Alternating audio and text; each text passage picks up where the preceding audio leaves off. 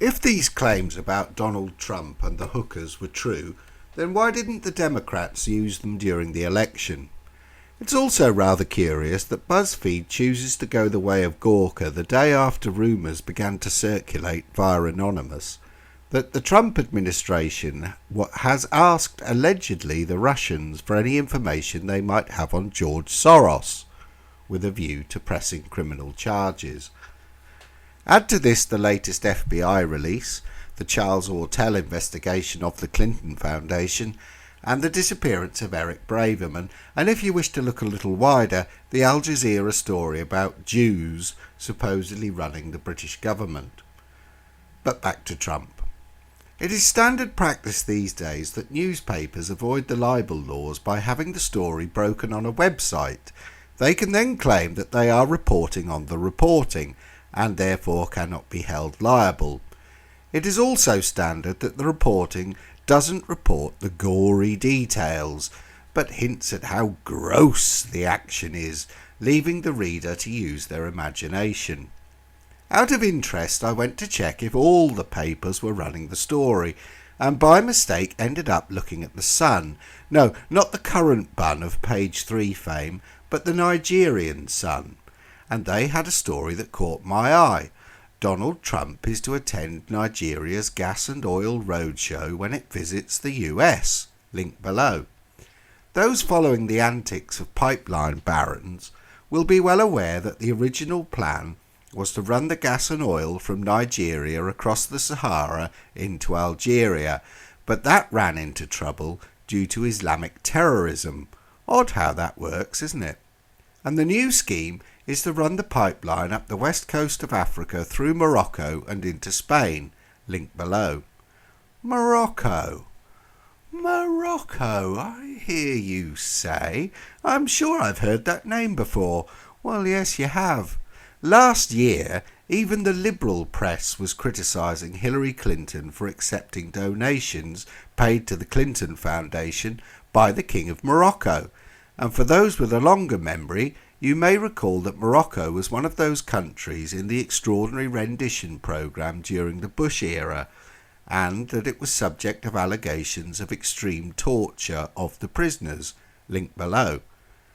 Oh yes, I forgot. We're not meant to be following the money and asking who would have a financial interest in leaking the documents. In light of the rumours of Soros being investigated and the Clintons being prosecuted, we are meant to be on Twitter making puns like, "You're in trouble, Donald," and ridiculing the man for being a perv. Let me ask you, which is more credible? That the owner of a pizza shop in which nothing is going on is the 48th most influential person in Washington, or that a billionaire would hire a gang of prostitutes to piss on a hotel bed because he supposedly hates someone who supposedly once slept there? And today the story got a little more crazy, with the Daily Mail claiming that the trusted British source, the former MI6 agent, pronounced former MI6 agent, is redacted, or Stalin if you will, who used to work at the British Embassy and now runs a company called Redacted Limited. So, a quick recap for those not keeping up. Stalin in Moscow is the source of the information. Stalin has apparently gone into hiding because Stalin fears the Kremlin might be out to get them. Stop laughing, this is serious. Obviously Putin will be furious that Trump is no longer under his control now that his secret hentai obsession has been made public. The Mail is worried that the British government, if found to be involved, this will sour relations between Britain and the US ahead of Theresa May's visit to Washington later in the month. Really?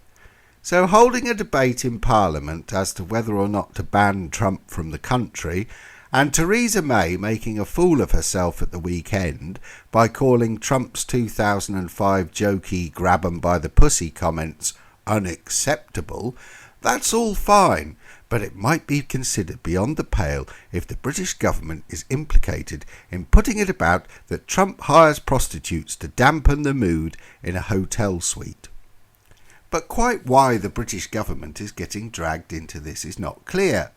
When former British ambassador to Uzbekistan, Craig Murray, said that he knows who leaked the DNC files to WikiLeaks and apparently met the person and by some accounts passed the flash drive to WikiLeaks, no one suggested the British government were involved, and arguably these revelations contained within the DNC and Podesta emails that the Democrats didn't spend their time obsessing about how they could improve the lives of American voters, well, that swung the election.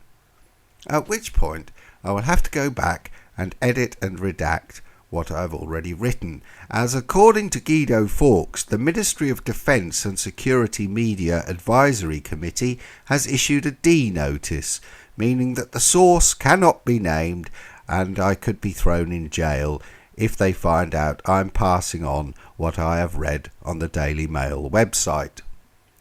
This D notice is rather a fly in the ointment, as I was going to point the finger at the obvious candidate for who might have hired Stalin, namely Tony Blair, who has been in on this war for pipelines scam from the start. But then maybe the D notice might confirm this, or not. Either way, someone is rattled that Donald Trump is about to let the cat out of the bag.